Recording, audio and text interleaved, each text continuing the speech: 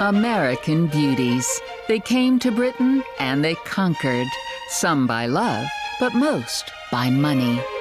These American heiresses traded cash for class, buying their way into the British elite. For many, their marriages were hell on earth. Some found love, but often in the arms of lovers. They were the $1 Million Princesses.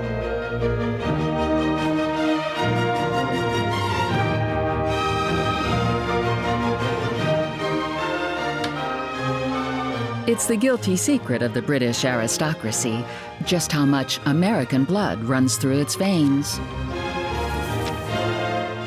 Between 1880 and 1920, more than 350 British aristocrats married wealthy American brides.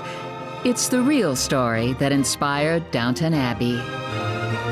I'm sure it looked like prostitution. In the nobility, in the Victorian era, that was how people were married.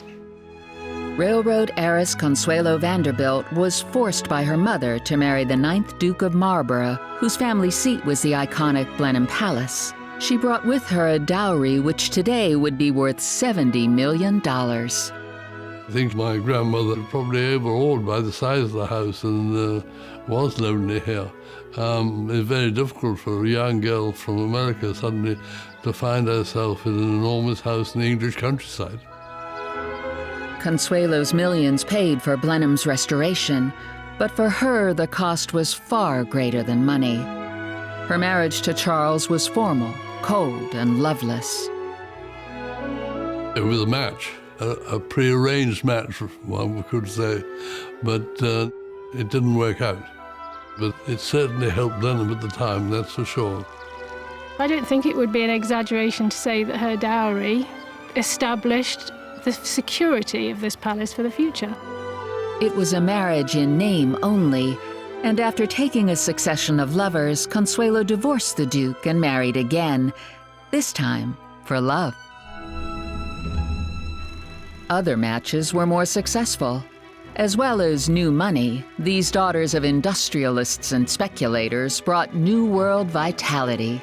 They weren't anything like as stifled as English girls were, particularly the early heiresses. Women like Jenny Jerome, mother of Winston Churchill, with her taste for toy boys and tattoos. Jenny Jerome was a freer spirit. She started a magazine. She married a man 20 or 30 years her junior after Randolph's death. She was just a typical great American heiress. Nancy Astor. She was the first woman to become a member of Britain's Parliament. Mary Leiter, who married Lord Curzon, the Viceroy of India. Even the new royal baby has American blood in his veins. Princess Diana's great-grandmother was a $1 Million Princess. Filmed in the great houses their dollars helped to save. With celebrated contributors from both sides of the transatlantic trade.